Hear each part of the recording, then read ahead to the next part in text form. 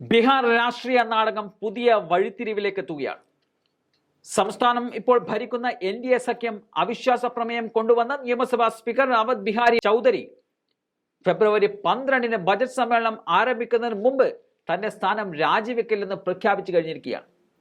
എന്നിരുന്നാലും അവിശ്വാസ പ്രമേയം കണക്കിലെടുത്ത് ചൗധരിയെ സഭാ നടപടികൾ നടത്താൻ അനുവദിക്കില്ല എന്ന് ഡെപ്യൂട്ടി സ്പീക്കർ മഹേശ്വർ ഹസാരി തറപ്പിച്ച് പറയുന്നുമുണ്ട്.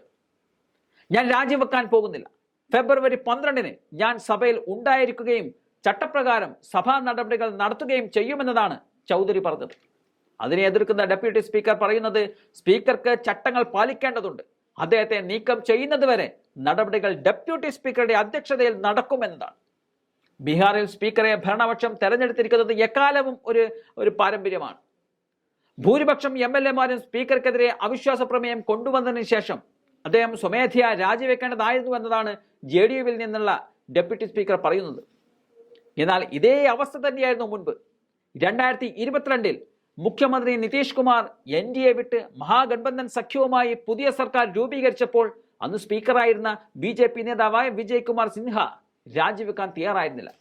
പിന്നീടായിരുന്നു അദ്ദേഹത്തിന് രാജിവെക്കേണ്ട അവസ്ഥ ഉണ്ടായത്.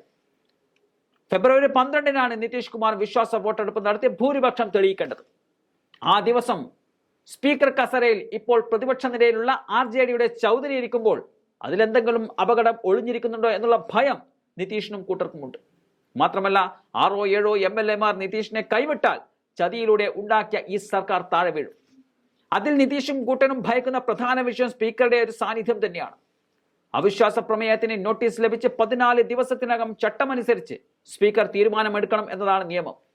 ജനുവരി 28-ന് ഗവർണർക്ക് കത്ത് നൽകിയ സാഹചര്യത്തിൽ നിയമസഭാ സ്പീക്കർ സ്വമേധയാ രാജിവെച്ചില്ലെങ്കിൽ അദ്ദേഹത്തെ പുറത്താക്കാൻ വിശ്വാസ വോട്ടെടുപ്പ് നടത്തും. അന്ന് ഡെപ്യൂട്ടി സ്പീക്കറായിരിക്കും സഭ നിയന്ത്രിക്കുക. അവിശ്വാസ പ്രമേയ നോട്ടീസ് തീരുന്നതുവരെ സ്പീക്കർക്ക് കസേരയിൽ ഇരിക്കാനാകില്ല എന്നതാണ് ചട്ടം.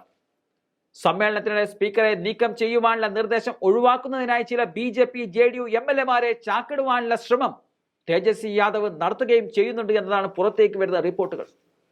സഭ നിയന്ത്രിക്കാൻ താൻ ഉണ്ടാകുമെന്ന് സ്പീക്കർ തറപ്പിച്ചു പറയുമ്പോൾ ഡെപ്യൂട്ടി സ്പീക്കർ അത് നടക്കില്ല എന്നുള്ള മുന്നറിയിപ്പ് നൽകുന്ന പശ്ചാത്തലത്തിൽ ബീഹാറിൽ ഏറെ നിർണായകമായിരിക്കും ഫെബ്രുവരി 12 എന്ന ദിവസം.